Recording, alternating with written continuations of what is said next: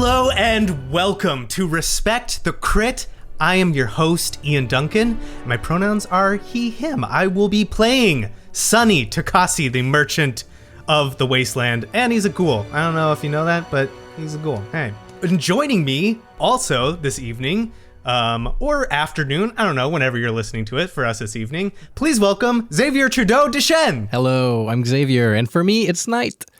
I will be playing Burnett, the educated vault dweller. My pronouns are he, him, so are Lence's, and I guess we're ready to wrap it up today. Right, Alex? Yes, Ian, 1 second, because I have bad news. My delivery driver dropped food off in the front of the building. The front. Okay, so cool. I'll be right back. Run. This is where we're ending it? Xavier, why do you say that? No, of course, I don't think it's going to end today, but I think we'll reach the epilogue of last game, and we'll probably live in it for a while. Oh, I like that. Yeah, just feel the feels a little bit as we Feel the feels. Get a bit more of that Fallout flavor. Let it simmer. Simmering in our feeling stew with us. We're glad she's adding a special flavor. Please also welcome Susan Spenader. Hi, I'm Susan. I go by she, her, and I'll be playing Gerry, the nomadic survivor of the waste, who goes by she, they. And I don't like that metaphor. I'm not there for it. This feeling stew, not Feeling stew, yuck. You don't enjoy? I was just gonna ask you what flavor you were bringing, but it seems I'm by myself in my own stew. No, I don't like that either. Because all I can think about is skin, just in that stew. And all the other things that come off gross humans. Humans are gross, guys. Think about that the next time you make a stew out of them. Yes. Also enjoying a tasty stew of her very own concoction. Please welcome Jamie Lee-Bonés. Hello, I am Jamie. She, her. I play Trish, the NCR Ranger. We're talking about human stew. All I can think of is like a bath, like a bubble bath. That's basically like a human stew. That's a very human stew, or a jacuzzi when you get like everyone together, just sort of like slipping and sliding and simmering all up. Exactly. All sorts of fluids just mixing together. Welcome back, Alex. Hi, I'm back. I got my food. I'm going to leave them a 1 star because they literally didn't even try to message me to get in the building. So congratulations, Matthew of DoorDash. You're going to get a 1 star. I think this is our weirdest intro. Yeah, I don't know where we're gonna go. I don't know how we got here. I don't know where we're gonna go with it, but I know who's gonna help continue it, and that is our very own overseer, Alex Herrera. Hello, I'm Alex. I am the overseer and GM for this, our Fallout campaign in the Evergreen homebrew setting. My pronouns are he, him, and Matthew from DoorDash is getting 1 star right here. I've done 1 star. Done. There it is. It's happening. Matt, if you're listening to this, I'm so sorry, but you did fuck up. You did done fuck up. At least you got your food, right? It's right there. It's waiting for me, baby. It's right there. Well, you are gonna have to hold off just a little bit more because we need you to take us into the Evergreen. So Alex, please take us away.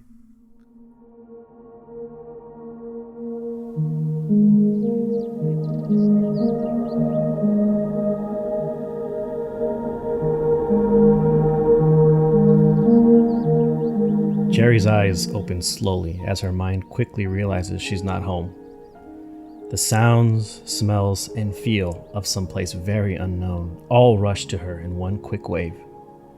Startled, Gerry sits up, looks around, and suddenly feels a breeze against her sleeveless arms. Scanning the room, Gerry takes in her surroundings. A bed against a wooden wall. I'm in a bed. That's good. Window next to me. And a door across. My way up. It's a small room. Someone's bedroom. The blue, rotting wooden door opens slowly, revealing a short, lanky woman with green eyes and short, messy brown hair. There is something calming about this woman, and Gerry feels slightly at ease knowing that if she needed to, she could take her. Oh, good morning. I was counting on you being awake, so I guess the wounds aren't that bad, the woman says as she enters the room with a tray filled to the brim with different food and cups of liquid. Gerry's stomach lets out an audible growl as she quickly grabs it. The woman quickly looks to Gerry as she is placing the tray on a nearby desk and smiles at her. I knew you'd be looking for a feast once you woke up. Here you go, sugar. The woman hands Gerry a bowl filled with some kind of meat, seemingly doused over in a warm and delicious smelling sauce. Gerry's instincts cause her to only look at the bowl, not take it. Oh, honey, if I wanted to do anything to you, I don't think it would have been done with food. I think I probably would have killed you while you slept, right? States the woman, and motions for Gerry to take the bowl once more. Gerry freezes for a second, slowly reaches out to take the bowl. Thank you. Where am I? How'd I get here? The last thing Gerry is suddenly hit with the last memory she can dig up. It's dark out, maybe nighttime. Gerry is running as fast as she can, but the bastards have wings and don't seem to let up. She can hear them fluttering not too far behind her, and the buzzing is making things worse. Their non-stop buzzing. That reminds her of what she saw. Long, sharp-pointed mouth, or whatever those things are, dug deep inside the corpses of some unlucky bastards along the road. The worst part is that she doesn't have enough time to grab their stuff. These things were too fast. Gerry suddenly feels her leg burn hot with pain, and she screams as she takes a hard fall on the destroyed asphalt of the road. Not like this. She thinks to herself as she reaches for her gun and unloads close to her leg.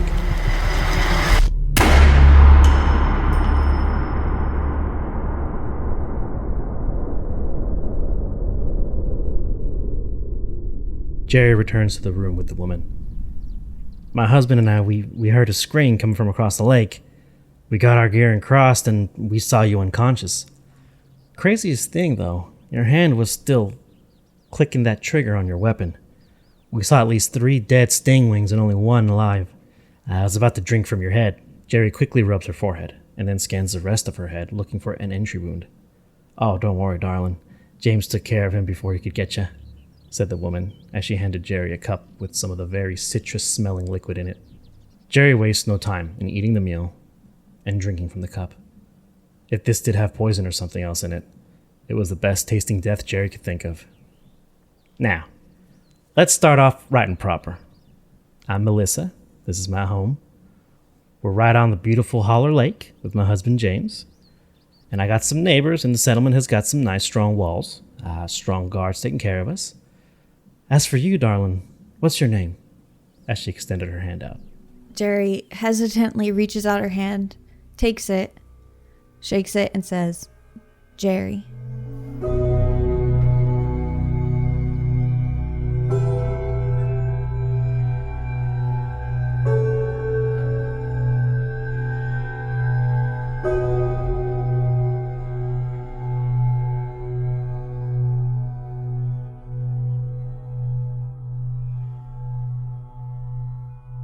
Last we left our heroes, the party was guided by Ernest to the secret home, which led them to a ghoul-infested 9-lane highway.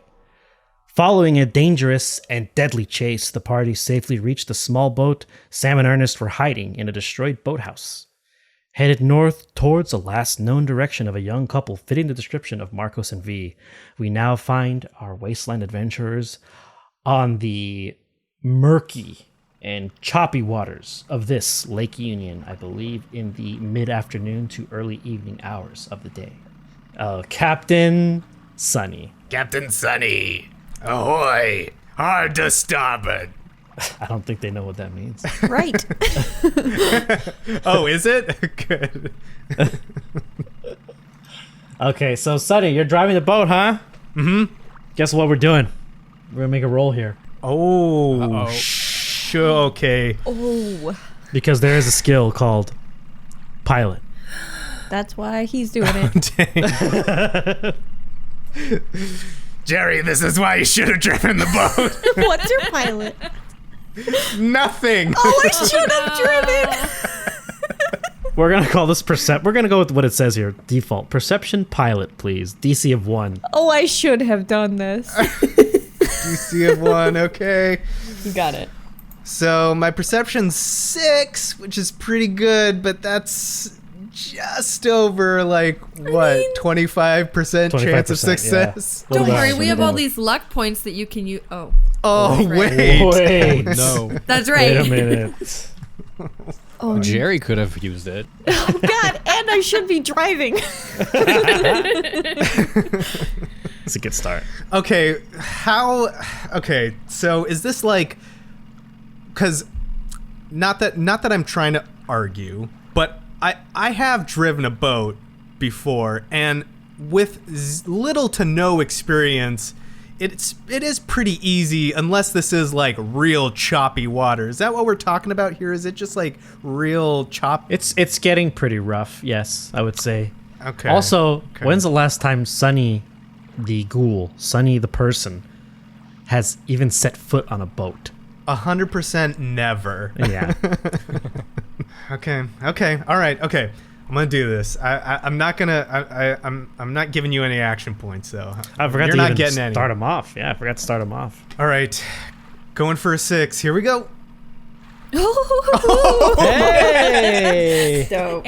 Action point. Thank you, Captain. That's a crit. I knew I was great at this. That's why we call you Captain. Yeah, I knew I was great at this, which is why Ian searched through all of Sonny's memories for any instance of driving a boat. Yes. As the boat is guided by Captain Sonny, and the rest of the crew are kind of hanging out in the back or looking out the edge. It's all brought to your attention as you come through some heavy fog and the water's kind of choppy. You will begin to see large areas of wreckage. Some are boats. You'll also have downed aircrafts. As you can tell, there are wings of aircraft sticking out of the water at certain points.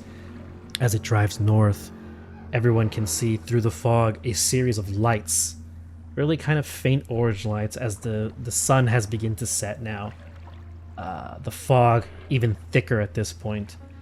The lights in the distance look to be in the formation or order of some sort of dock, some sort of civilization or spark of civilization, something in the distance, not too far but not too close.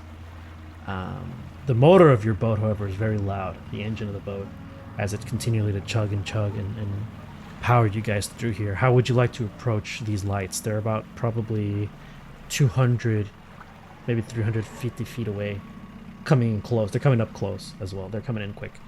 Can I suggest with that critical success that Sonny guns the acceleration and goes hard and then turns the boat real hard and then shuts it off, so the boat just drifts and turns itself and lands just gently touching the edge of the dock. You do a nice little power slide of sorts. Yeah, absolutely. The boat, after being turned off and positioned with this awesome power slide by Captain Sonny, the side of the boat gently taps these wooden ramshackle docks. This large silhouette, which can be seen through the fog and through the moving mist and fog, is of this large factory type building, a large, almost mechanical, industrial monstrosity that's obscuring view northward. The building is so large that it covers your view from left to right by probably about, I don't know, maybe the equivalent of 2 city blocks. You can tell through the mist and just looking at the silhouette of the structure that there are a series of pipes and tubes kind of extruding themselves outwards, almost like it's an explosion of pipes and tubes. Some seem to be intact and follow the very rigid format of a man-made structure, going in straight lines, curving here and there. Others seem to have been destroyed or scattered via some large explosion and are now lying about in some parts of the ground. Even the wooden docks that you have now parked on seem to have been built around these large discarded pipes and pieces of metal, giving you the assumption that these docks were created in the now times, in the post-war era. You all, I assume, get off the boat. How do you get off of the boat onto these docks? Carefully, cautiously. What's the mentality coming into here? Guns ablazing, shooting them in the air. Yeah. Shoot in the boat. Nobody gets the boat. Grenades. We live here now. Due to some of the mountainous stuff that's now, or the hills and mountains that are prevalent in this region, the sun is behind some mountains at this point, so the light is very scarce, or it's slowly fading. Gotcha. It's like that magic hour kind of feel. Okay. Like keeping our eyes peeled, I guess Lance would look for any sign of activity. Okay. Sunny? Like I picture in my head, like almost it being very quiet, just with, when that has that fog and there's like a blanket of quiet, and it just sort of like shuts sound down. I think that sort of informs Sunny, and after he's like done drifting this boat and making this loud entrance, he's just going to sort of like take note of that and notice that it's kind of quiet around here, and just sort of like mirror that or reflect that as he's getting off. Trish?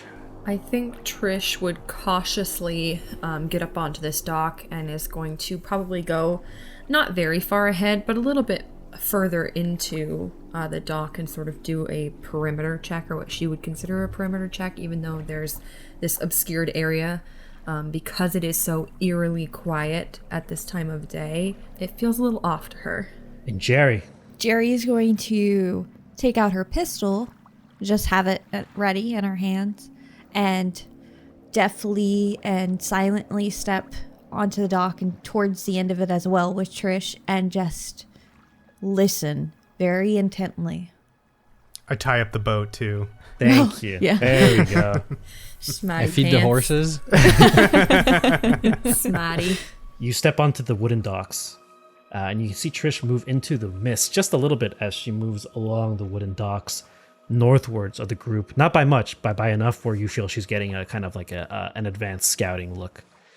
Lance, however, looks at the immediate surroundings and finds a little kind of shack to the left of where the boat is parked, or where the boat has been docked, because it's not a car. And there's a sign hanging above this wooden shack, and it says, "Welcome to Ramshackle."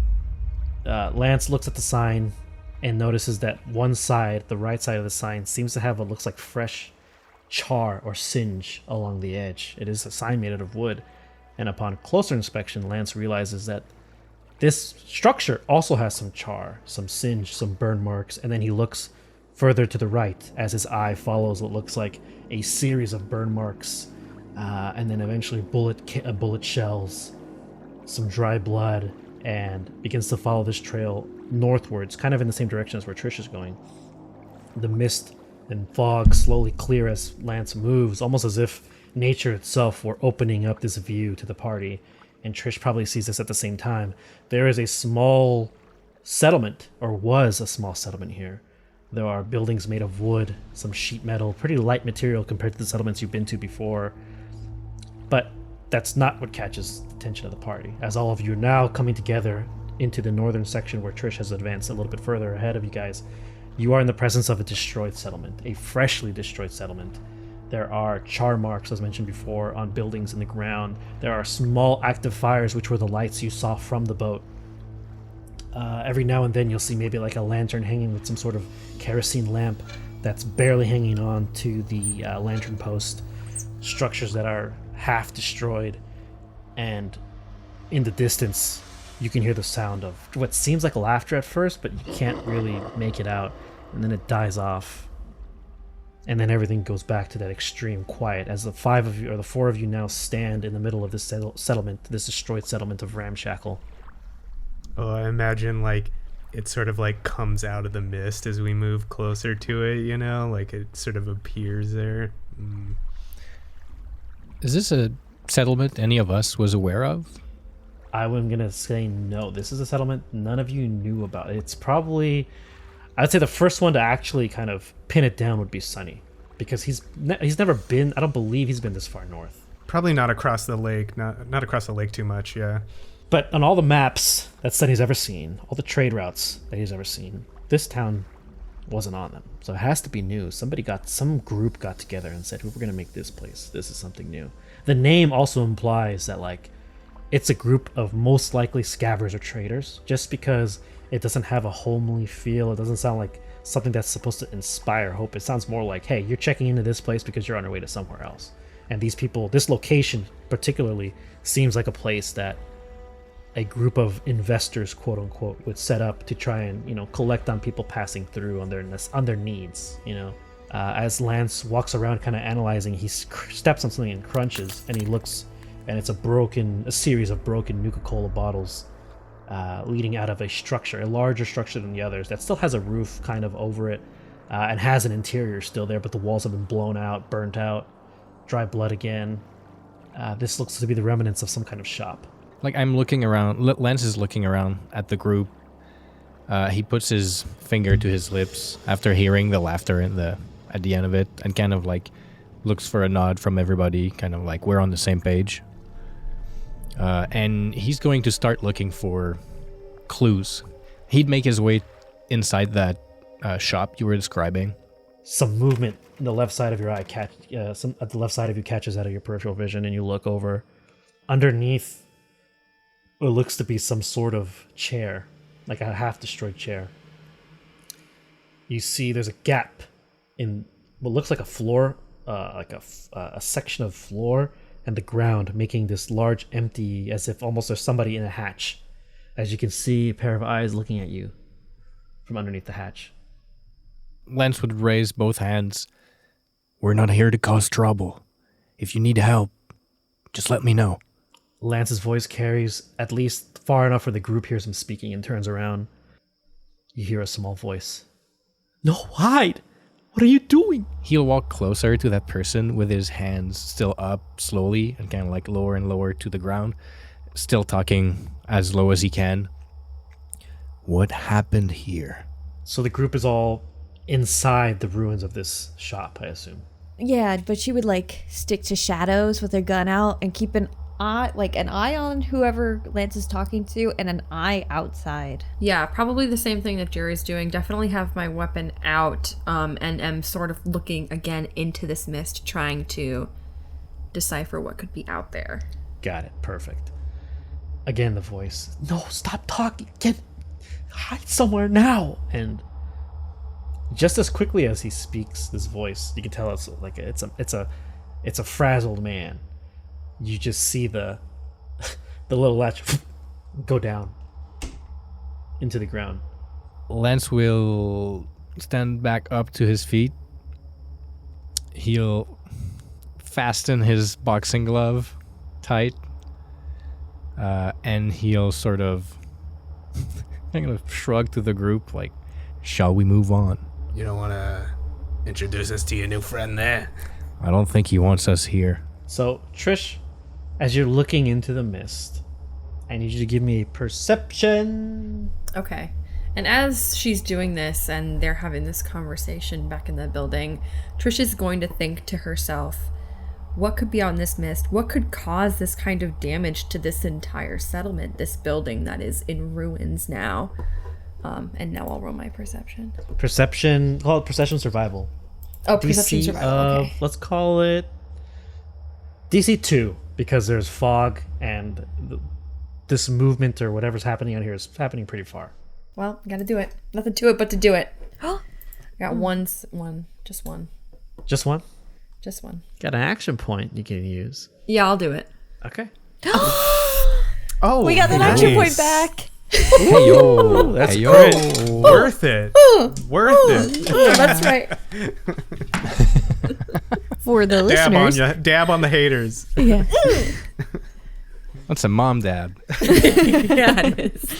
Trish originally rolled a 5 and a 12, used an action point, and got a 1, which is a crit, and we must respect the crit, obviously. So that gives her and the team an action point back that they spend. So, as Trish is wondering these things, and just is trying to wrap her head around the entire situation, because you went from like, hey, we got a boat, we saved the settlement, to finding a new settlement that just did not meet the same fate as St. Mark's.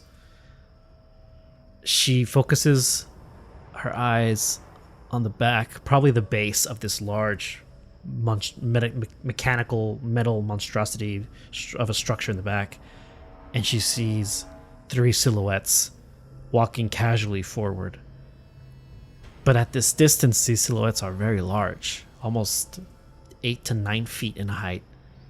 And it dawns on her. She's seen this posture before. The silhouettes emerge as color and light hits them a little. And Trish can clearly see 3 super mutants walking, just kind of patrolling the ruins of this northern section of the village, of the settlement that was here before. And the laughter increases and rings through Trish's head from the nightmare she has been having every now and then. Trish is going to slowly lower her weapon and just sort of stagger backwards back into this ruined building and look towards the party and just say with sort of a very ghastly complexion, "We have to hide." What is it? And she almost like can't talk. There's 3 super mutants outside. We have to hide now. Just as Trish says this, the laughter increases. I smell man. That's me. Sorry. You can hear boots crushing against glass and debris in the distance, but it's like boots running, multiple pairs of boots running. Lance looks, he looks at Trish and Gerry. The good shots should hide. Go now. There is a large desk that's like in the corner, the northern corner. It's like an L-shaped desk or like a counter. It's in the corner of this building. So anyone coming in won't immediately look behind it. They can't see you if they walk in. But eventually you're kind of trapped there if you go behind this counter. There's stairs that lead to a crumbling second floor. And you can say crumbling because there's large holes. It's a typical Fallout second floor. There's holes in this goddamn floor. There's no ceiling on that second floor. It's completely gone. The eastern wall of this building is kind of completely blasted open as if something blew up. And then there's a chair and some sort of flooring that can lift up that the guy is underneath right now. If I were to hide behind this desk, would I be able to pull like a Jurassic Park move if they were to come in here? Oh, like dodge them, go around them?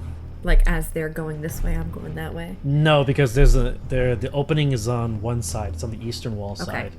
So I mean, you could try and like, as they're looking for you, quietly hop over the desk, but that's very difficult to do because there's crap. There's literally garbage and destruction everywhere on the top of the counters. My sneak is not very great either, so yeah, I forgot about that. I guess I'm gonna try to open this latch and like get us in there. Maybe it's big enough for all of us to go in. Trish immediately, from after staggering back in, looks to where Lance is, runs over, and I'm gonna, correct me if I'm wrong, but I would say she's feverishly doing this because she does not want to fight these things. She's like trying to find the opening with her hands, trying to feel for that groove, the opening or the separation between the panel and the floor, and she just can't find it. And the boots are getting closer. Lance will reach for some scrap, a piece of a plank of wood or something, anything that's heavy, and I'm going to toss it as far as I can, like away from us, to hopefully attract their attention. I'd say Lance looks to the eastern side of the building that's been the wall. There's a large blast opening in it. There's a piece of sheet metal. Lance picks it up and easily kind of tosses it. What's your luck? My luck is 4. 4. So let's call this luck throwing. DC 1. Luck throwing. Okay. I got 3 throwing, so that's 7. Hey, We have an action point. you have an action point. I'll use it. All right. If you give it to of me. course. Of course. It's yours. Another dirty 9. These 3 beasts clearly smell you, Lance. You specifically, and I like how you pointed that out because out of all the wastelanders we have here, vault dwellers both taste and smell the best to super mutants. Oh. They kind of know direction of where you are, so these 3 were kind of they're running towards the direction of this building, and then they see a piece of metal fly out of the wall of the building.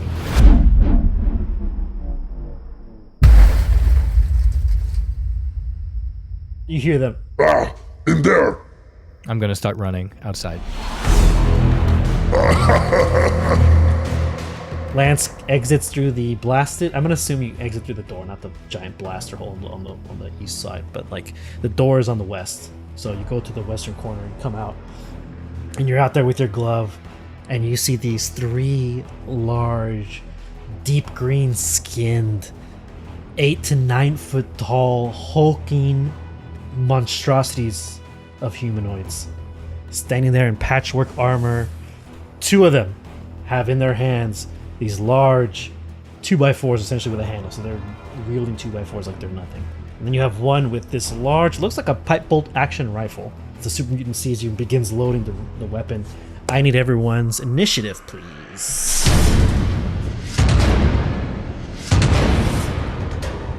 This is the first time you guys have fought super mutants. Yeah. Yes. Cool. Oh, I mean, story-wise, Trish didn't really fight him, but she has survived. She has survived them. Survived them. Hey, Survived that's all that matters. All we got to do is survive them. Yeah. Trish, you are first.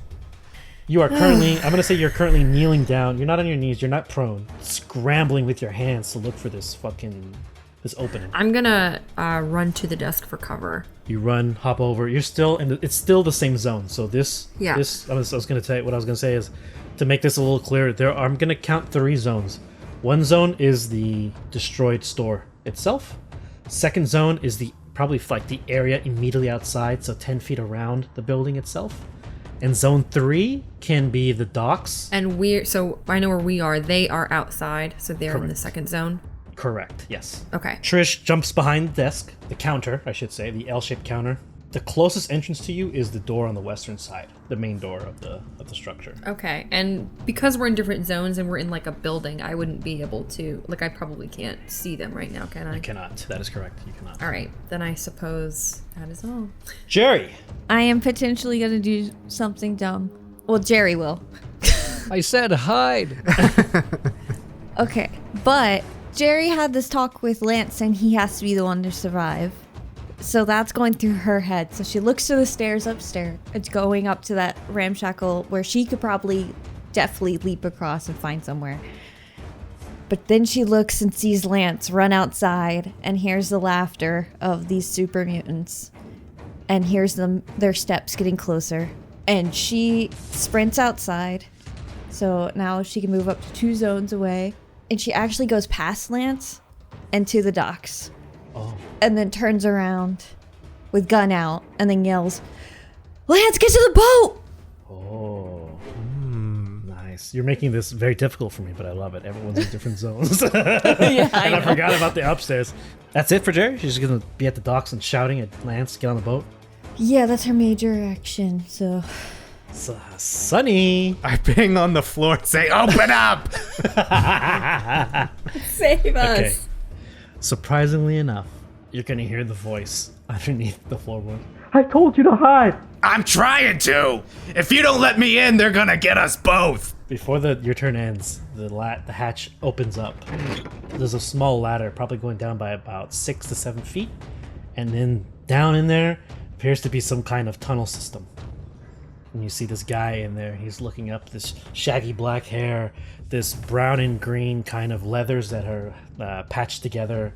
It's a merchant outfit, essentially. I look back over to where Trish is and I stage whisper, just like, "Trish!" And then I jump down the hole. Okay.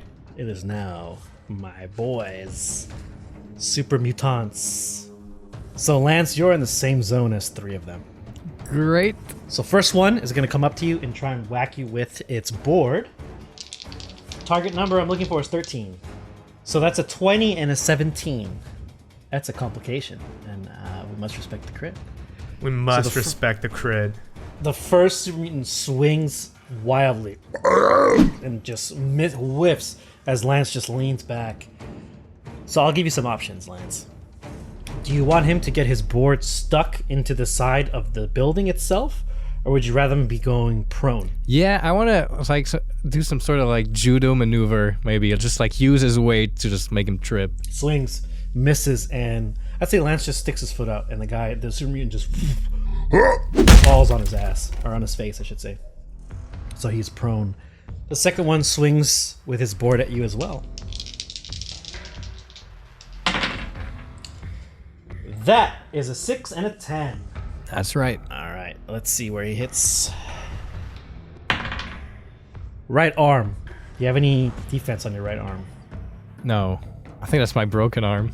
Blah! As the super mutant just whacks you with the board on the right arm. Lance would howl in pain as like his bones just like dislodge again. Like all the fractures just reopen. Number 3 saw Gerry run to the docks. He's gonna take a shot. That is a 4. So that hits. Yep. And how's your right arm looking, Jer? I have 1 defense. So you will only take 4 damage as this bullet rips through the air, hits your right arm. Doesn't cause critical wound, but it hurt a lot. Yeah. Fuck. That ends their turn. Lance, you're up, buddy. So yeah, still recovering from that pain. He sees that the other one with the rifle doesn't aim at him, and then takes his shot at Gerry. Well, that's it. Like that's it for Lance. He just howls at that dude, and he will try to. I guess the only way to disarm that guy would be to break his arm, right? There's no disarm maneuver in this game. I don't think there. I mean, you can get a 1 and tell me what you want to do. You know, like we can make it work. I want to aim for his gun arm. That means you'll take increase 1 difficulty. Yeah, Okay. I want to aim for it. Okay. And I want to break it. Yeah, All right. I'm gonna punch it. That'd be so cool. Punch his arm. I need to hit 15 because of adrenaline rush. Oh fuck yeah! Here we go. Oh! Yes. Holy hell! On his either arm, right? Is there any of the arms with damage reduction? I have bad news for you. Super mutants are resistant to physical damage on all points of their body. That makes sense. They're tough. 8 damage and 3 effects. That's a stun. That was a very lucky roll. Lance left punches this super mutant in his, let's say, right arm, as you said initially. The minute it contacts with the gun, you hear crack and echoes throughout this now open and empty ruins of a settlement. The super mutant roars in pain. Oh, fuck! And you see the bone from one of his, I'll say his elbow from his right arm. It cracks inwards somehow. So the gun is dropped. He doesn't have any other weapons.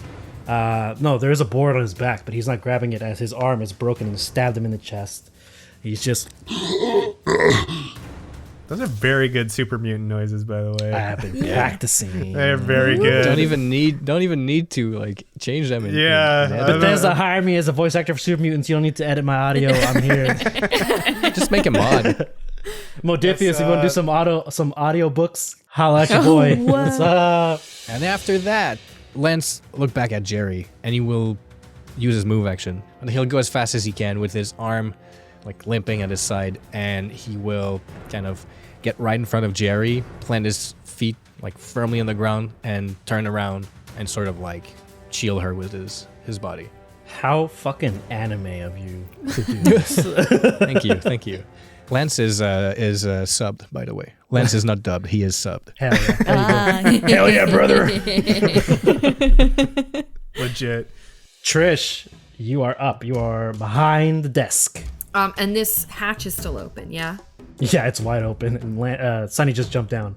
And I hear him yell at me, and I'm gonna peek over the desk and see that this latch is open, and Trish is gonna jump over this desk as if you were to slide over the hood of a car and just slide right into this hatch. So Trish nimbly leaps into it's like a 6-foot drop, so you're adding like an extra 2 feet from sliding in, but I mean, you're an NCR. You've done basic training. You can do this, no problem. The tunnels are now their own zone, obviously, so we're just going to call them zone tunnels. I don't give a fuck anymore. We're going to name them Zone Outside, Zone North, Zone Docks, Zone Tunnels. Zone Tunnels now has 3 people in there. So you see Sunny, and you see this haggard, ragged merchant survivor, and he's kind of got like wide eyes, and he's like kind of like panicking as he hears the mutants laughing upstairs, gunshots, growling screams, and then you just slide in I think I'm gonna slam it shut. Oh my god, we're splitting up the party in the I third to know. last episode. What did I tell you guys? What are you doing? We're trying to drag this out as much as possible. 10 more episodes. Who knows? Maybe it just goes on forever. We're making 2 spin-off seasons. I want to go to Star Wars. What are we In doing? conjunction with Star Wars, we'll have one Star Wars week, then Fallout, then Star Wars, then Fallout. Oh God! And then I No. don't sleep. There Is you how go. that is. So, okay, the hatch is closed. Effectively, Trish and Sunny are out of combat. But I will keep you in the initiative order to track what's happening. So we're going to perform as if there's story happening.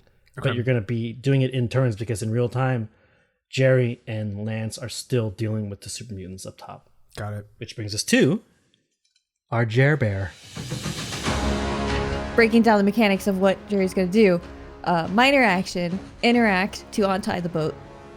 Major action, get in the boat and do a test, which is to turn it on. Intelligence piloting, please. DC of... I think I said 1 earlier, right? To drive it. Piloting Was one, one yeah. earlier. Yeah. Okay, so that's 8. And... Yes! Through the gods of the wasteland who want to see another 1 million episodes, apparently the boat turns on. So Gerry hops into the way, unties the boat first, scrambles to the I guess it's a cockpit, I don't know what you would call the helm of the ship, the helm. Gerry finds the keys, turns it on, quickly scanning the rest of the boat to find like the ignition switch. The boat roars to life. The sound of the motor of the engine drowns out the sounds of the super mutants. Now, enraged, Jerry's in the boat. Lance, get on the boat!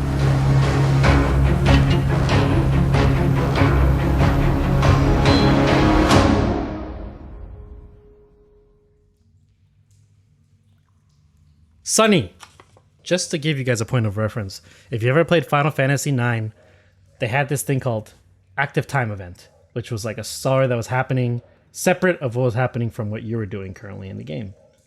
I like to envision that for some reason, the Fallout, this version of whatever Fallout game this is, a little bubble comes up and it goes, "Ba-do-do," Active Time Event. And it harkens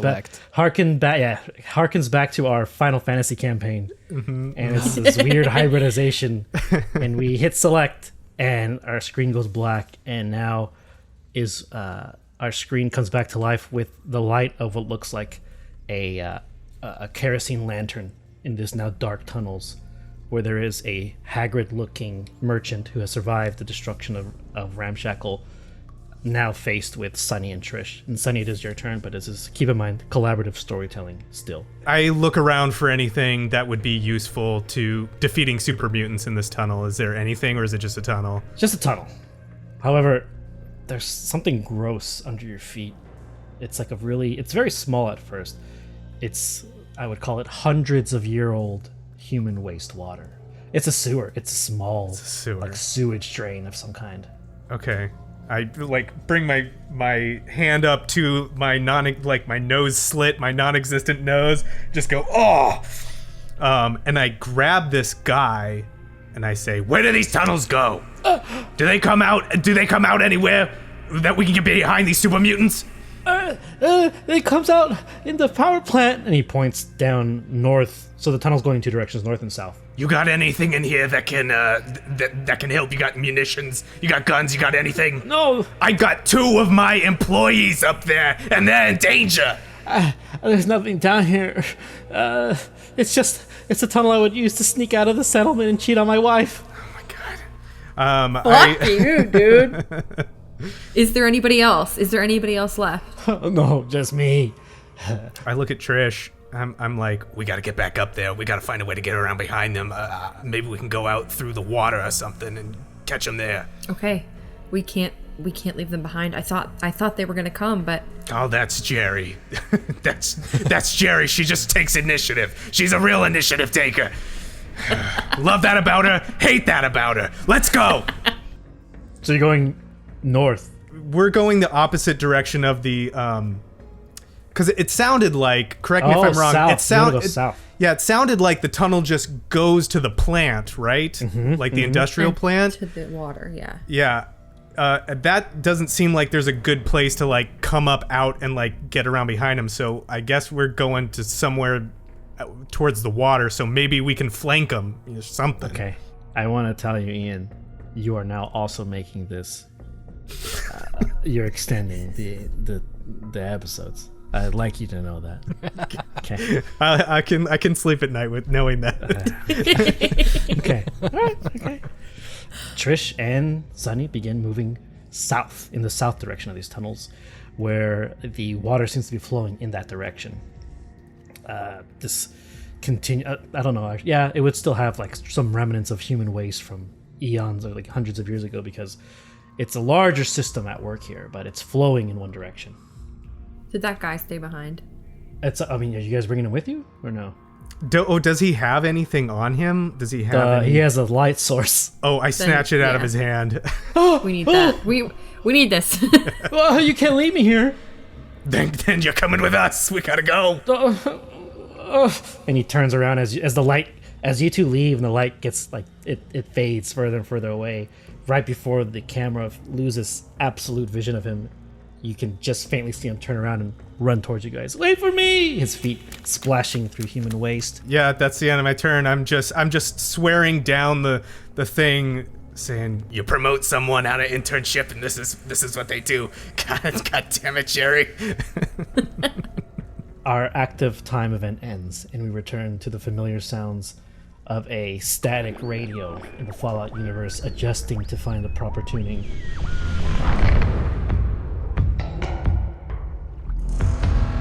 And we see the super mutants, the two who actually don't have injuries, roar and attack.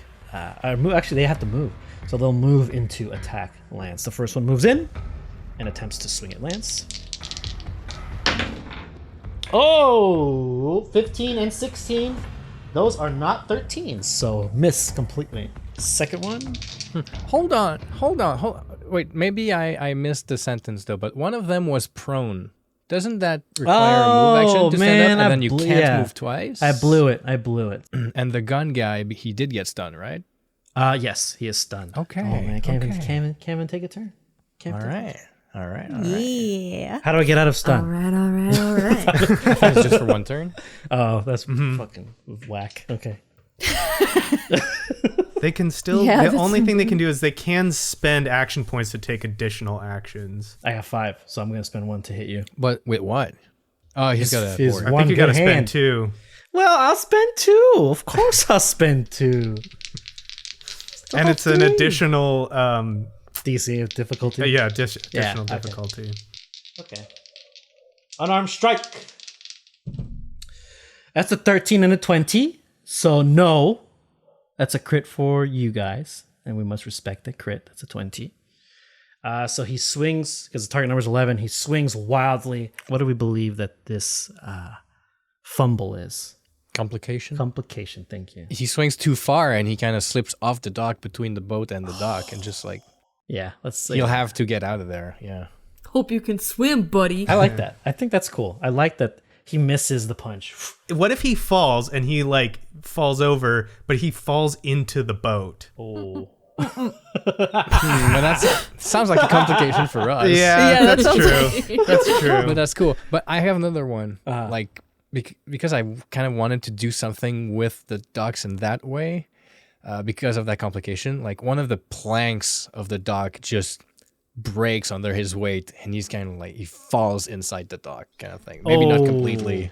Yeah, I But like just that. like gets this him on the old rim. wooden Yeah, dock yeah. just Ninja falls Turtles under his 2 weight. Shredder through the docks. I like where this is going. Yeah, that's cool. Yeah.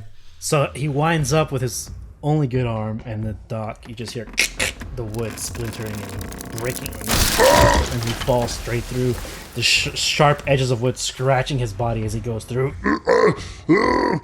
Come here. And he's trying to reach for you. He's half embedded in the dock, and he's just essentially restrained.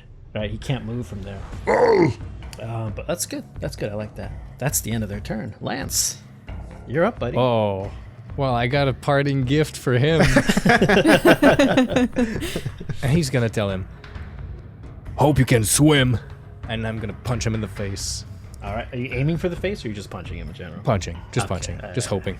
If I hit him on the leg, that's gonna be strange. No, we'll just count leg as arms for this one. I need to hit the 15. It's attack skill, so that's 2 successes. 3 successes, which means 2 action points for the crew, finally! Nice. It's nice to see those again. And just for fun, that's 6 damage and 4 effects. Okay, so this guy had 2 HP left. Roll where you hit him. Let's roll where you hit him. Left arm. It's always the arm. His broken arm is also above the dock. It's like from the waist up, and he's just like kind of wiggling in the wooden opening. Lance very carefully walks over and just pops him in that same broken arm, and you hear the shoulder just. It's as if the bone that was inside of his lung rips the lung further, and you just hear air escape, and he looks up at Lance, this big green face with his gaunt eyes sunken in from the pain, and now his body losing all source of life as he just hangs or just sits there half submerged in the wood, his head still looking up at Lance, and his eyes roll back. The super mutant is gone. And then he will hop on the boat with Gerry, just watching the other 2 super mutants, like not leaving them from his sight. Hops on the boat, and then when the boat takes off, he keeps like looking at them, almost inviting them to like try and get us. We active time event menu back to Trish and Sunny in the sewers as you guys are continually running south. Trish, the gentleman is following behind you, and you can hear him breathing and talking under his breath. Oh, God. Oh, please. I don't want to die like this. I'm sorry. I won't do it again, I promise. Trish is just going to yell back, how much further? It's not that far. And as you say that, you can see there's like a slight turn, and then it goes back to straight, and you can see some sunlight coming out, or some light coming back out of there. Not sunlight, because it's now nighttime. But like the orange, amber flames of the small fires that are in the ruined settlement kind of reflecting off of the water and now on into this I guess exit pipe of a tunnel. Yeah, I suppose once we reach the opening, we're gonna try to look for where it's letting us out, in conjunction to where we just were. As you guys get to the mouth of the tunnel of the sewer drain here, you can see that to your left and right immediately at the edge there are more tunnels stretching out going down. And then to your right, there's like a tunnel and a wall of the tunnel, but then you see that it goes even deeper underground, down into the depths of what would be probably the city of Seattle's sewer system. It was, pretty large. To your left is another series of tunnels that looked to probably go towards the settlement proper, right? You hear the rumble of a motor, and you hear Lance say, "Here's a parting gift," as he lays a punch, and you're like, you can hear they're really close. They're not too far. Well, hearing the motor, I think Trish is going to look towards Sunny as they're sort of running out towards this opening. I think we need to get to the boat. Okay. At the very least, we can make a distraction. Maybe we can draw their attention, and Gerry and Lance can get away here. And I hand the lantern back to the dude, just like shove it in his. They can't get in here, can they? I mean, not unless there's some the ones inside the factory come out, but I don't think. And then, sure enough, down the way back here, in the distance, and he turns around and he looks back. Oh, please don't leave me here, please. You got a gun on you? No, I'm a merchant. Merchants don't carry gun. And then he looks at you, and like tilts his head, looks at the suit, looks at the gun, or the guns, plural, right? Yeah. And I go, "You're a merchant and you don't carry a gun?" I usually have bodyguards. Okay, stay behind us. And he looks behind him, and you hear the march in the distance. You sure?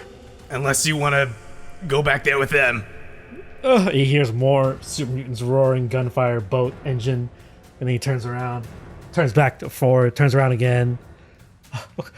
Okay, yeah, sure. Look, we got a boat. If we can get to it, then we can get out of here. Capiche? Yeah, capiche. Good. Guys, we gotta go. So are you waiting for them to drive past you, or are you going to go onto the shore and try and motion your way up to them? I mean, I think that trying to get their attention, the super mutants' attention, is a good idea. But you're right, we can't go back, so I also think we need to get Trish and Lance to come pick us up. Jerry and Lance, Just not sure how you're we- Trish. I'm Trish. Jerry and Lance to come pick us up. I think when we go out, you know what? When we leave this this tunnel out onto this land, Trish is going to fire into the air. Her hand cannon raised, fires one round into the air. It echoes throughout, over the water, right? And then through the tunnel. I would say, obviously, Jerry and Lance hear this on the boat. And they saw I would say Jerry sees the flash directly in front of her, probably about 60 feet in front of her along the coast, this small little coast. And she sees a flash through the fog. I could recognize that sound anywhere. That's Trish's gun. That's the hand cannon 3000. So Trish, the active time event closes, and again we hear the static readjusting of the radio. Jerry, you see the flash, you heard the gunfire directly in front of you 60 feet, but you can't see clearly because of the fog and the mist now kind of over enveloping this area. You clearly saw Lance kill a super mutant on the deck as he gets back on the boat, and you see two more, one helping another one up. What do you do? My original plan was use an action, drive the boat a zone away, then use an action point to do fast shot to pick them off on the docks Oh, from the water. classic Fallout method of killing high-level creatures. Yeah. Get far Till away. they reach like the end of their zone and they Yeah. start going back. Particularly Yaoguais or Deathclaws, pre-level 15. But now we've heard this gunshot. The conundrum is, all we know is that we left Sunny and Trish in the building. That's all we know. Yes, We don't know if they got into the hatch or if they're still hiding in there. correct. And if they did get in the hatch, we don't know it's a tunnel. Yeah, you just think it's a hatch. Yeah. I was joking earlier, but Trish's hand cannon That is distinct from everything else we've been using. We've Let's- heard it. let's plenty leave it- of that's let's what do I was this. going to Fight or ask. fight. Would I recognize it? Yeah, so let's do perception small guns. DC okay. DC of 2. We I have might- 2 action points too. You do have 2 action points. I'll take one. Okay, go ahead. Nice. You recognize that gunfire from the Battle of St. Mark's. You've heard it. You heard it go off a couple times. That was Trish's hand cannon for sure, north of you. Lance jumps on the boat and sees Jerry go for her weapon with one hand, and then that cannon goes off, and she lights up and then put both hands on the steering wheel and guns it that way.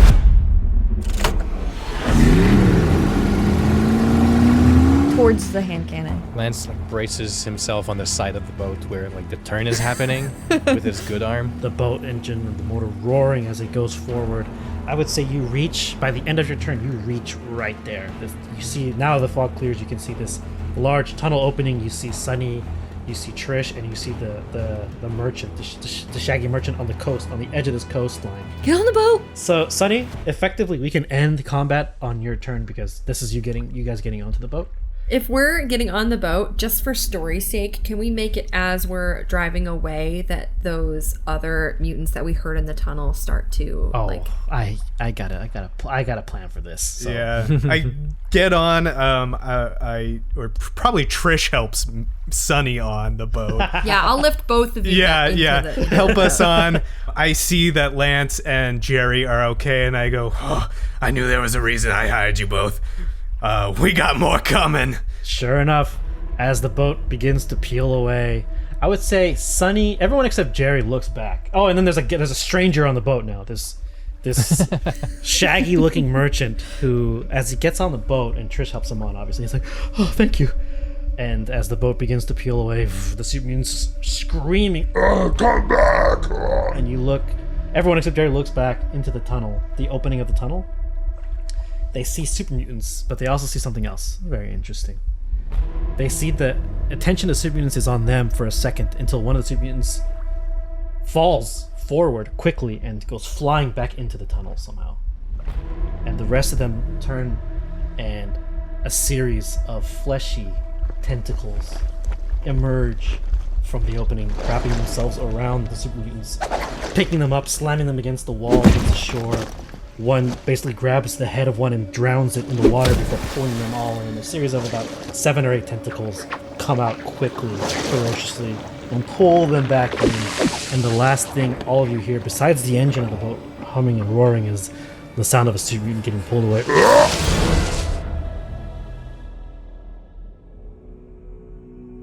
Whoa, I'm glad we went south.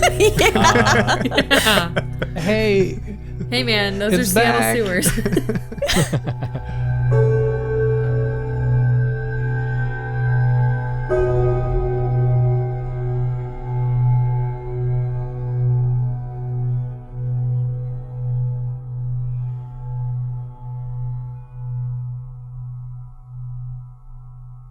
Hello, survivors, vault dwellers, and denizens of the wastes. Thank you for joining me in the mid-roll. We're coming up on the end of our Fallout campaign, only a few episodes left. Don't worry, when we get to the final one, I'll give you a heads up. Once the campaign is over, we've got a little campaign wrap-up that we'll do, answering some of your questions and talking about each of the episodes. Fill you in with some behind-the-scenes stuff or stuff that didn't make it into the episode, possibly alternate realities that could have happened. And after that, we'll be jumping back into our Star Wars story with Bigax and LO. We're all a little excited to get back to the world of Star Wars and figure out just what the criff is going on in Lahan and with our fearless fringers. So if you haven't had a chance to check out those episodes, go back and listen to them. They'll be there waiting for you so you can get caught up and follow us on our Star Wars adventure. Our friends at Modiphius are still offering a 10% discount on all Fallout 2D20 items for listeners of the show. So if you were thinking about getting your copy of the Fallout RPG Core Rulebook or any of the other good stuff that they have there, visit modiphius.net/respectthecrit, or if you're in the US and prefer US shipping, go to modiphius.us. And remember to use the code RTC10 to get 10% off your purchase while our Fallout campaign is still running. And lastly, in our call to action, there's some pretty gross legislation going around. It's been out for a while, but in case this is the first time you're hearing about it, many US states are reviewing bills which aim to censor, whitewash, limit, or rewrite American history by excluding BIPOC and LGBTQ+ experiences from the conversation.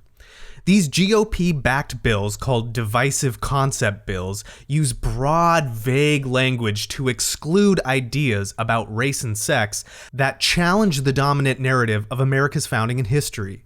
That means that the importance of Indigenous and people of color's contribution to the nation, the historical significance of slavery and colonization, the story of women's suffrage, and LGBTQ history could be excluded from the education of students in order to preserve an incomplete white supremacist narrative of America.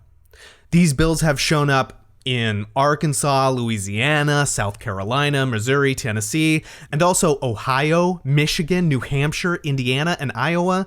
And at the time of this recording, at least 30 states are reviewing or have already passed some form of these divisive concept bills. Similarly, Florida is proposing HB 1557 and SB 1834, or also referred to as the Don't Say Gay bills. These bills propose to refuse discussion about sexual orientation and gender identity in regards to students' lives, American history, sexual education, and also undermines existing protection for LGBTQ+ students. Several states are following Florida's lead, and Louisiana, Mississippi, Oklahoma, and Texas have laws already on the books to silence and erase LGBTQ+ youth from public education. The wording and language of all of these bills is confusing and intentionally vague, putting schools in a really difficult position, limiting what can be taught, and putting them at risk of losing already scarce funding. Also, many of these bills allow parents to sue teachers personally, putting overburdened educators in a difficult personal position, especially those who are standing up for our most vulnerable students. In our call to action, I am asking U.S. listeners to demand from their legislators to oppose these bills and overturn these laws, especially if you live in one of the mentioned states. But you can sign petitions and also write and call legislators even if you live in a state without these proposed bills. Help a neighbor out and make a call to the state representative next door. Links are provided to learn more about these divisive concept bills and how to contact your representatives in the episode notes and, of course, in our Discord.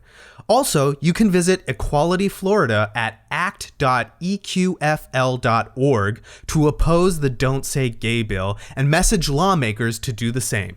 Links, as always, are provided. And that's it. I want to thank our friends at Modiphius Entertainment for their generosity, and I want to thank you for listening, for downloading, and for leaving us your feedback. Now, let's get back to the Evergreen.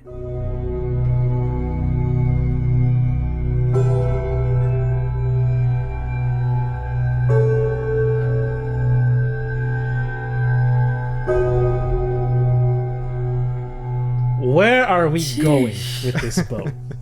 Who fucking knows? I mean, now there's only 2 super mutants left. Yeah, the ones on the docks. Yeah. I just want to have a moment with Gerry because Jerry's not looking, but all she hears is them scream and then it's silent. What happened? I can't believe you missed it. There was like tentacles coming out of there. They were grabbing super mutants, whole ass super mutants, just picking them up and slamming them down like they were like driftwood and drowning them, pulling them in. It was crazy. I've never seen anything like it. You mean to tell me there was something in there this whole time? Wait, you didn't know? No. I've been using that tunnel for at least, 4 or 5 months. This is Jake, by the way. We picked him up in the tunnel. Jake, this is the gang. Everyone say hello. Hey, Jake. And then he kind of like places his arm back in place like, Yeah. I'm trying to use the first aid to treat an injury on myself. He looks at Lance. You're very handsome. Thanks, I get that a lot. Who are you guys?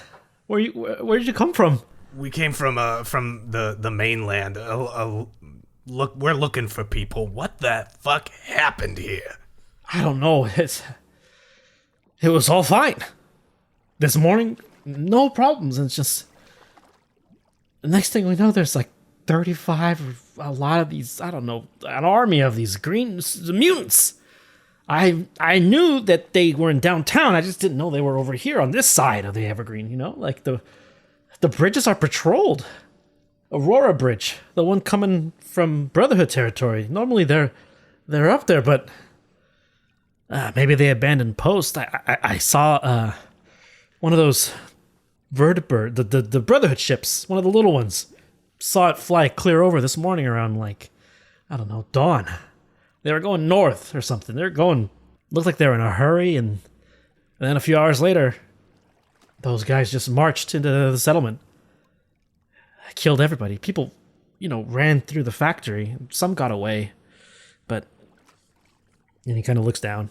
Everybody else, they didn't make it. You mean there's people that are still in the factory? If they were smart, they got through it and went north to the Protectorate. What's the Protectorate? Is that sound familiar? No, this sounds new. This is something none of you're like, what the fuck? None of you know what this is. I look around to all of you and I make it very aware on my face that I have never heard of this before. Yeah, the Wilderness Protection Force. They're the ones. That's where and he looks around. He looks at Sunny and Trish specifically. That's where the woman that my friend lives. Okay, your friend. Great. This is the area. I turn to Gerry and I'm like, any of this look familiar around where Holler Lake's supposed to be? And I'd like to think right now, Gerry has just idled the boat so they could reassess, like got far enough away from danger, and now they're just like, what now? So she turns around and I never saw where we just were. I took a boat near the 5 across. Maybe we could go near there. Although I wouldn't go too near there because I might have some people asking me for some caps, but we don't need to talk about that. Jake looks at Jer. Oh, well, yeah, the small fairies that normally are there, they're probably gone. Some of the green guys, the mutants, they moved on east after they got here and started stomping, so not all of them were here. So if there's any small towns over there, they're probably not there anymore. You know, I never really liked the Brotherhood, but I like the fact that they kept that bridge clear. They didn't bother us, we didn't bother them, and then it just looks like they got wind of something and had to move north as soon as possible. Yeah, why would the Brotherhood pull out? You got the cause up here? Any of those revolutionary weirdos? No, we don't got any of those guys. No. Lance pulls himself up a bit on the boat. Well, what if they're after Marcos and V? Jake kind of tilts his head, like he looks at you. Oh, you know those two? Do you know those two? They ran through the factory when the super mutant showed up. Everybody looks at everybody. Yeah. Yeah. We all do double takes. Is there another way to get through there that isn't those sewers and isn't through a bunch of super mutants? He thinks about it. You can dock a little bit east, but again, I don't know how many there are up and down that coast. The tunnels are. And he looks back. They were your safest bet. Before, and he makes a gesture like with his hands like tentacles. But it's really pick your poison, right? I mean, which one you think is less dangerous? Well, I think the thing that's picking up super mutants and throwing them around like they're children, probably the more dangerous thing. I have to say though, I've used that tunnel a lot, and I never got bothered. You got lucky, it sounds like. Maybe. I'm assuming, and he looks at Jake, you need to get to the Protectorate, right? I don't assume you've got anywhere else to be. He looks back towards the tunnel, but you can tell he's looking towards the settlement. I don't got nobody waiting for me anymore. And he's got this look of like trying to cover up sadness with like sarcasm. Sonny knows this right away. This is a Sonny thing, 110%.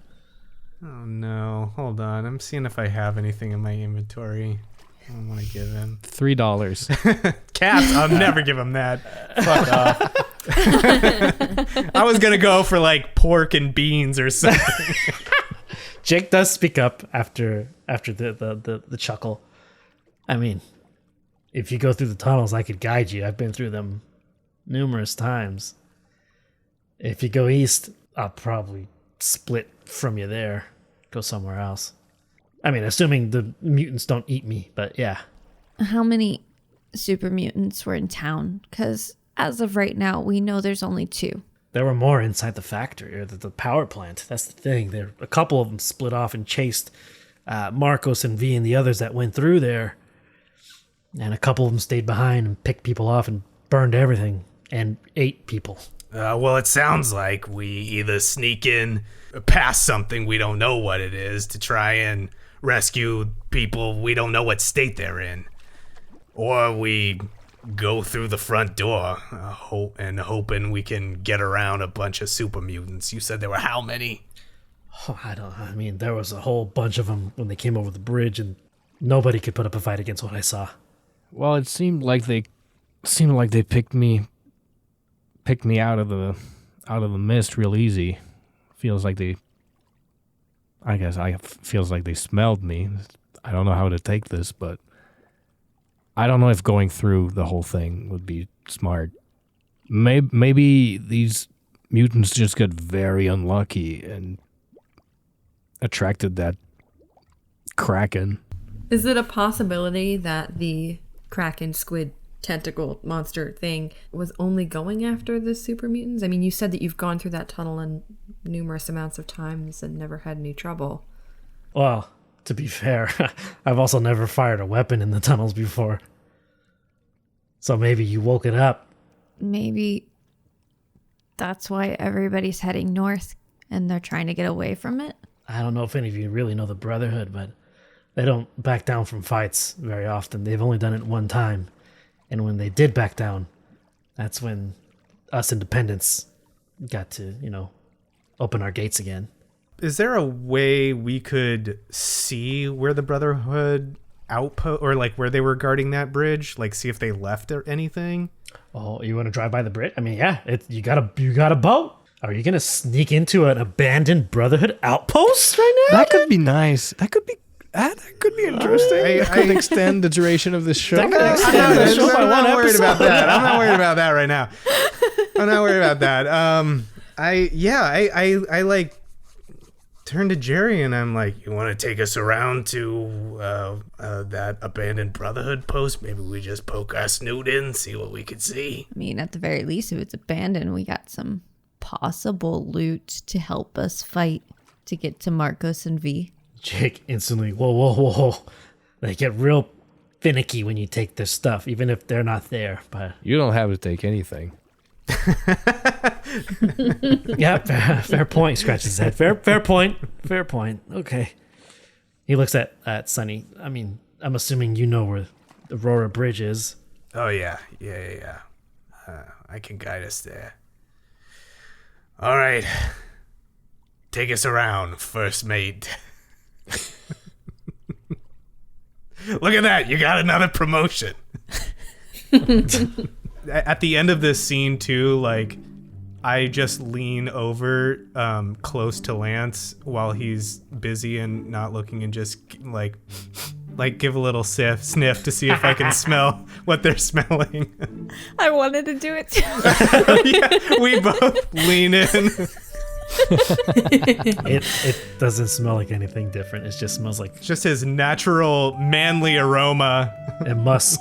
It smells like one more day of nut washing. Yeah.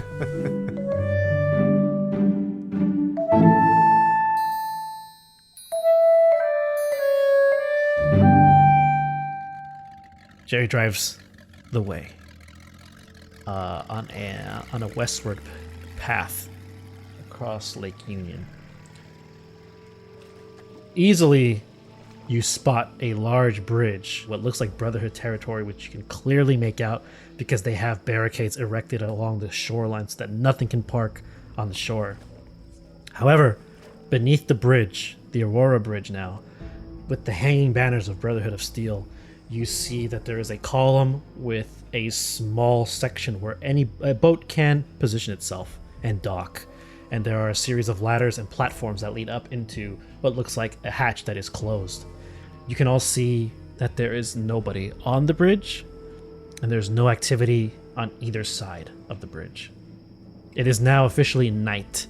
The boat slowly drifts into position. Gerry has expertly learned from Sunny's little drifting maneuver how to not park the boat. The current naturally brings the vessel closer to the docks. These docks look like they still have that haphazard appearance of being created, post-war, obviously in the modern times. But there's also a sense of elegance to all Brotherhood structures. Not elegance, but more like uniformity. Like, hey, this is standard procedure. We built this. This is how it's supposed to look. And I believe the first person to notice this would be Trish, because the NCR has a similar take when building fortifications, structures, defensive positions. The boat gently taps against this dock with the little familiar knock. I'd say Sunny's the first one to kind of hop over with Lance and tie the boat to a little post on these docks. And then you're all faced with this daunting climb of what looks like 3 sets of ladders with a little resting spot above each before reaching the latch or the hatch that's been sealed above. What is the order that you are climbing? I'll climb first this time. Okay. And I want to keep an ear out for that little buzzing noise that turrets make as we go up. You're very familiar with those noises now from helping Spenny repair multiple. Yeah. Okay, sure enough. Lance climbs the first flight of ladders, getting to that first stop at the top, or the first little crow's nest, I would call it, or platform. And upon reaching there, you kind of get up and you look, and facing face to face is a corpse of a badly ripped apart scribe of the Brotherhood of Steel, leaning against, his head kind of facing towards the opening of that ladder, the ladder hole there where you're coming out of. And you see that his jaw has been completely ripped off, an arm is missing, His chest has been ripped open, and the bones, like pieces of him, are missing. Heart, things like that. There's less organs than there should be in his exposed open chest. Does it look like he fell down here? Yeah, I would say he did fall. Yeah, he's gonna motion to people downstairs, down the ladder, to start coming up. Who's second? I kind of want to go after Gerry. Gerry will go then. Okay. Gerry climbs up. Lance, did you move the body or no? Yeah, kind of like putting him in a position that's less kind of like jarring. And I'm gonna kind of like warn people the moment they like their head peeks out. I'm just gonna be like, hold on, there's a body. I'm gonna say Gerry climbs the ladder so quietly that she beats you to it. That she's already like halfway up when she sees you moving this dead guy.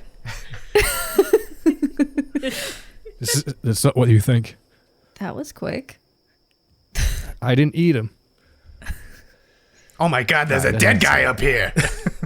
Yeah, there's a dead guy. You hear from the bottom of the ladder, what? It's like Jake shouts up. Dead guy. There's a dead one.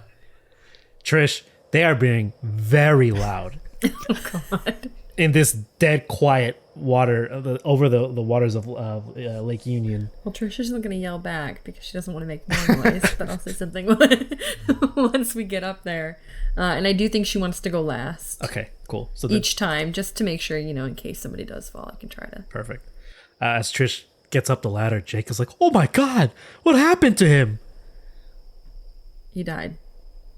Oh, yeah, but... And he makes the motion like the Superman motion of opening chest, arm removed, jaw removed. Oh my God. Does it look like super mutants? This doesn't sound like super mutants to me, but... All right, autopsy time. Oh!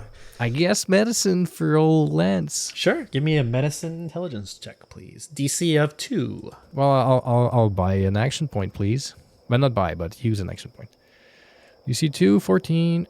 Oh, yay. Yeah. Nice. This looks like a multitude of things. The chest being open actually looks like a horn of some kind going through, as now you see the back has an opening as well. The arm missing. You look closer at the clothing and the wound, it's something clawed an arm off. The jaw was bitten off, as you can see some large fangs along the remains of a cheekbone. I go back in my mind palace a little bit and go in my database of holovids. Does this match the death claw? 100%. 100%. Yeah, Lance turns around and he kind of shakes his head and says, death claw. Everyone, I assume, freezes because everyone's heard of these things.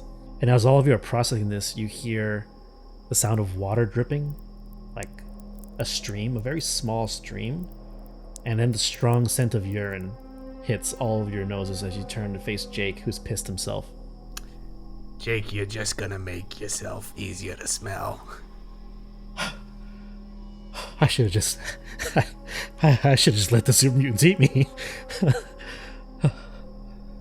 Look, maybe it's gone. Okay. You wanna stay right here and we'll come back for you? The wind kind of howls as you're now 25 or 35 feet, no, more than that, 50 feet above the ground. And he's holding onto the railing, looking over. No.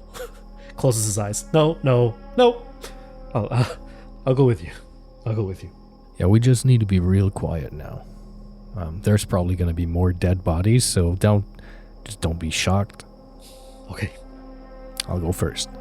Lance climbs the next ladder, hitting a much larger platform now. It seems to be double wide.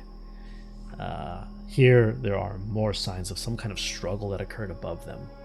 As now, not only do you see the hatch, but you see the charred section of the bridge. There's just an opening the size of probably 3 to 4 feet wide, an explosive, a mine or something was tripped and went off. Dry blood all along the bottom of the bridge where that opening is, probably now 50 feet above you.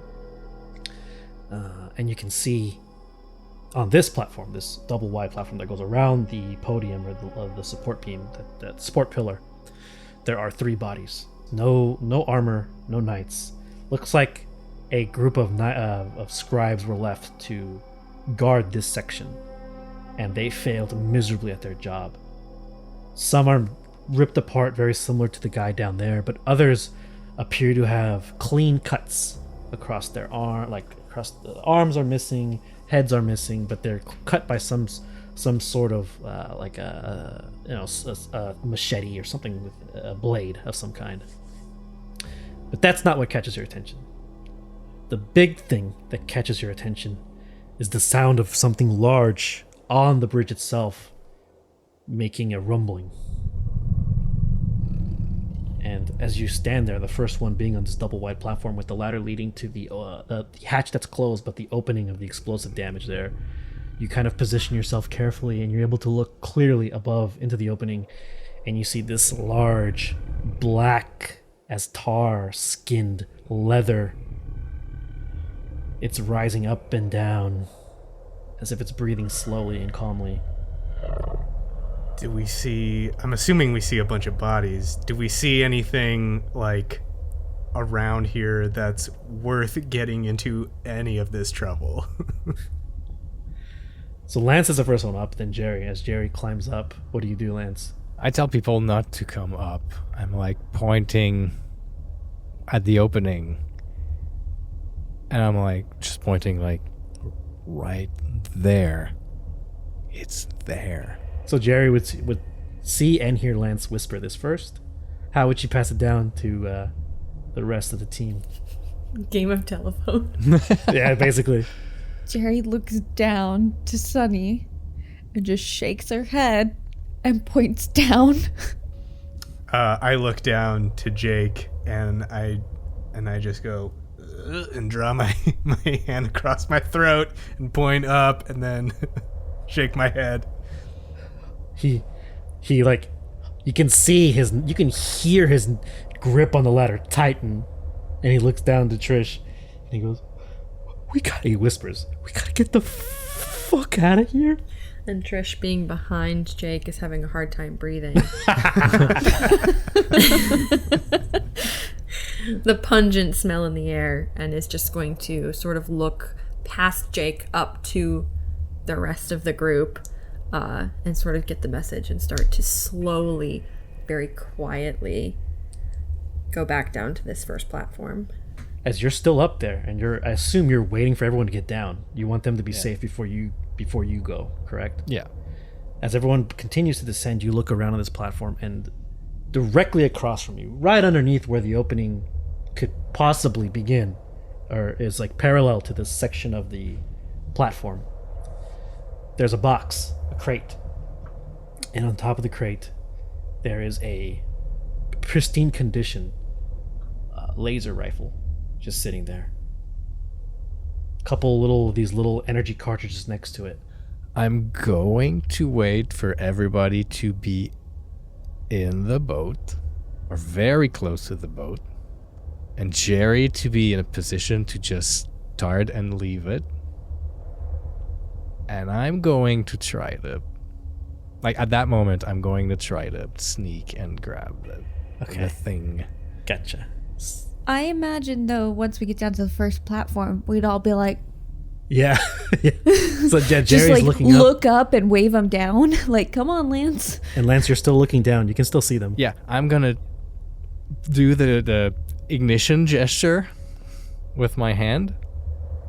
Like, how far would that be from me? The thing. The rifle's probably about like 7 to 10 feet away from you. These are pretty like decently sized platforms. On the same platform, right? Yeah, it's on the same platform as you. Yeah. The only issue is where the gun is in the box and the little cartridges. Parallel above is the opening where like some sort of mine or grenade went off, and you can clearly see that thing's resting near the hole. It's like sleeping as if it can fit through the hole and then go back up like aliens essentially. Like this is what it did to get down here. Oh, okay.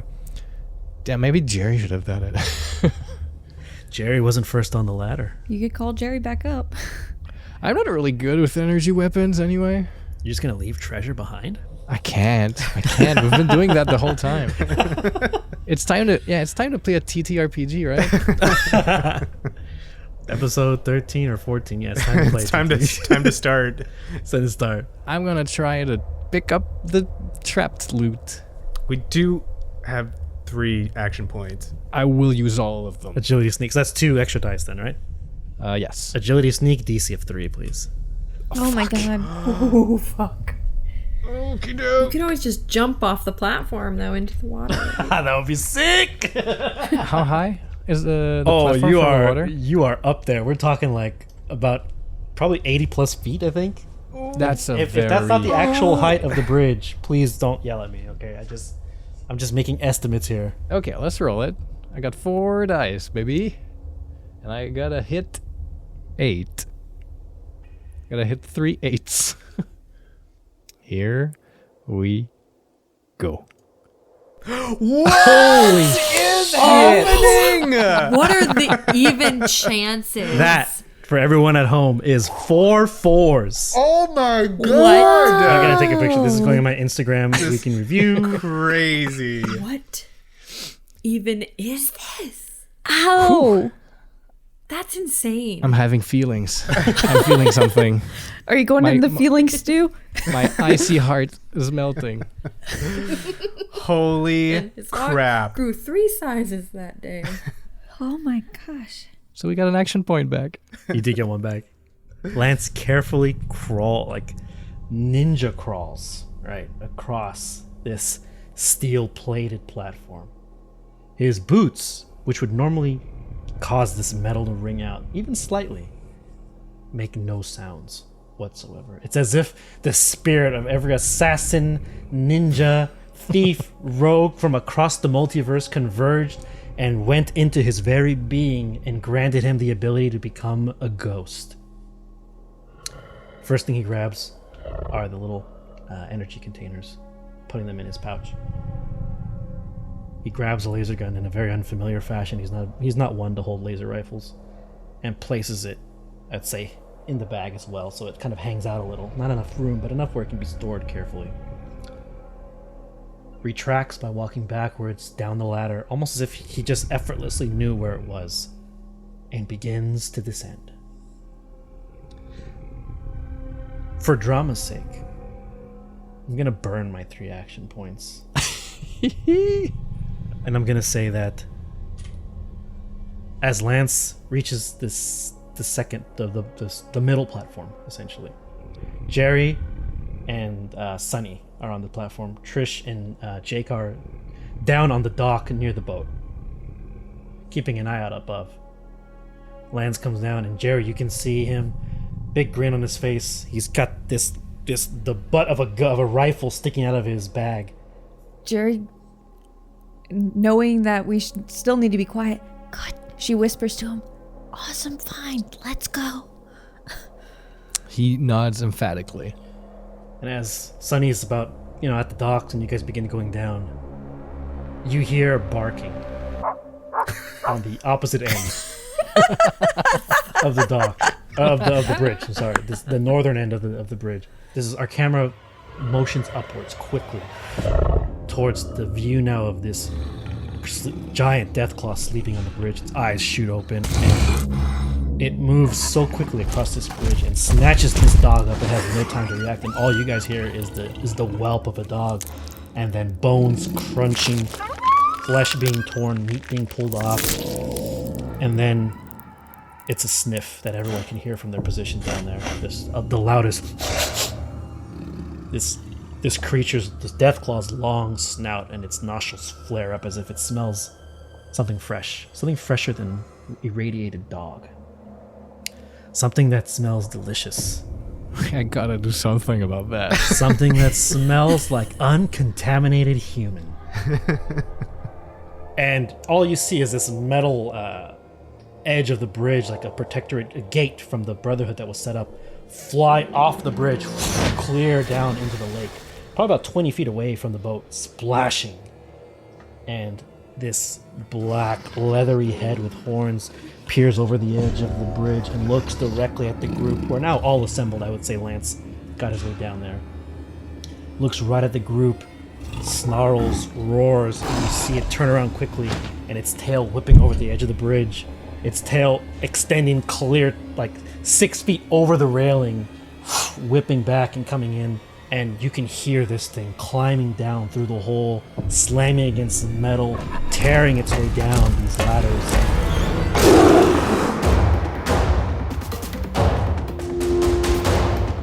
What are you doing? Go into the boat.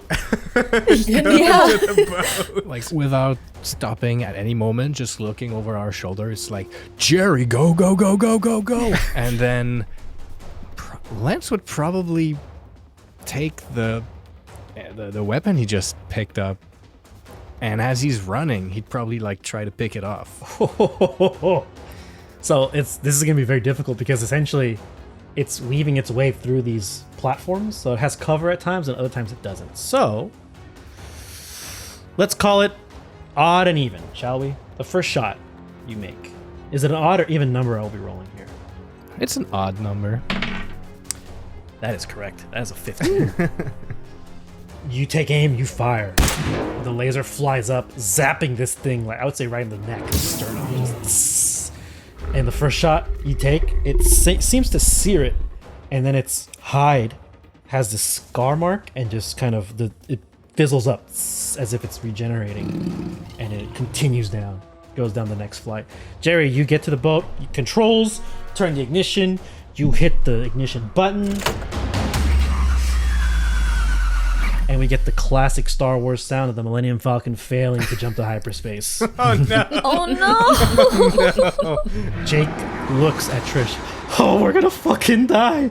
Oh my god. He's freaking out. He's panicking. Trish bangs on the engine. Dang, dang. I'm trying to pull a Fonzie. We're not gonna die. Sonny, anything?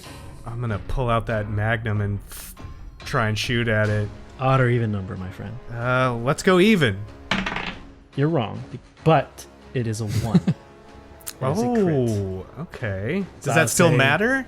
It matters now, yes. I'll Okay. say it still matters. So, I'll give you a choice. You can either blind this thing or slow it down. If we blind it, it can probably still smell pretty good, which is what got us into trouble in the first place. I want to slow it down, I think. For sure. Sonny takes aim, and he sees its leg as it peers over. It's about to disappear behind the second to last platform. Catches it, like I would say, in like the upper thigh or the upper knee, and you hear the bullet hit steel, meaning it goes clean through the Deathclaw's leg, and then you see it just tumble off the side of the pillar platform. It seems to hit the water with a splash, and right as that splash hits, and Gerry's still revving the engine somehow, kind of almost like to the point of panic, and the boat, engines kick in, and the boat takes off, tearing down, going back eastward.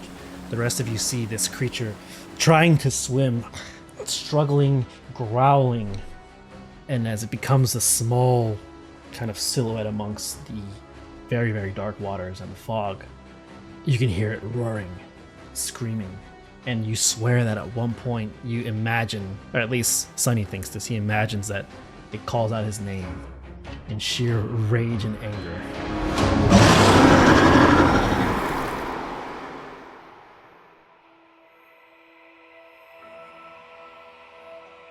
As our boat continues moving east, our camera sees it from a top-down view, moves further, faster than the boat towards the tunnel entrance where all those super mutants were eaten. 2 fleshy hands come out of the tunnel.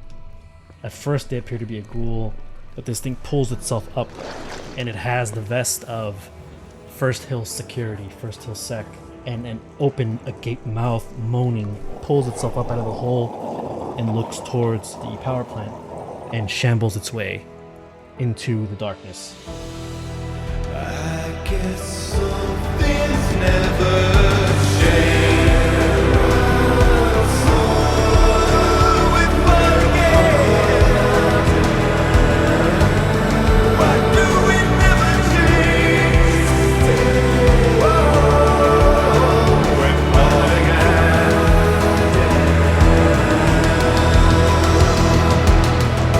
Thank you for listening to this week's episode of Respect the Crit's Wasteland Adventure, Fallout Evergreen. If you like what you heard, please consider supporting us by giving us a 5-star rating and review on Apple Podcasts or whatever platform you use to listen. It's easy, free, helps other people learn about the show, and we love to read your feedback. For more information about the show, visit @RespectTheCrit on Twitter, Instagram, and Facebook, or come chat with us in our official Discord server. Gerry is played by Susan Spenader, who you can find on Instagram @SuzLalouz. Lance Burnett is played by Xavier Trudeau-Deschênes, who can be found on Twitter @XavierTD. Trish is played by Jamie Lee-Bonés, who you can find on Instagram @JamieLee.Bones. Sunny Takase is played by me, your host, Ian Duncan, and you can find me on Twitter and Instagram @IDunks. Our guest GM for this game is Alex Herrera, who you can find on Twitter @AE Herrera or on his Twitch channel, WadeWolf10. The original music in this episode is provided with license or permission by a variety of talented artists whose info and credits can be found in the episode notes. Please support them by visiting their platforms to hear more of their work and tell them how much you like their music in our show. Our outro song is Some Things Never Change by Gavin Dunn. You can hear more of his work on Bandcamp and YouTube at Miracle of Sound. The Fallout 2D20 RPG system is licensed by Bethesda and published by Modiphius Entertainment. Special thanks to our friends at Modiphius. You can learn more and grab your own copy of the official Fallout RPG by visiting modiphius.net/respectthecrit. Special thanks to the team at Fallout Cascadia for use of their music. You can learn more about this incredible, ambitious Fallout 4 mod at falloutcascadia.com. And remember, whatever the system, whether it's a miss or a hit, you always gotta respect the crit. Thank you very much, and we'll see you in the wasteland.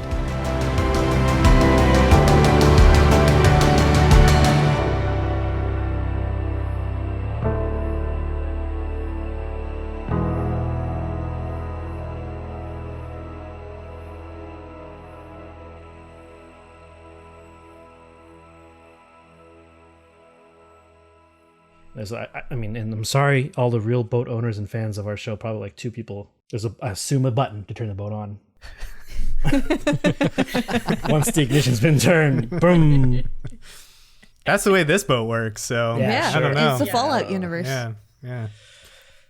I want to be as real. By the way, I think all of our listeners are boat owners. It's just weird how that works out. Yeah. It's actually a prerequisite to listen to the show. Somebody out there needs to sign me up for Nautical Weekly then, because I don't know how boats work.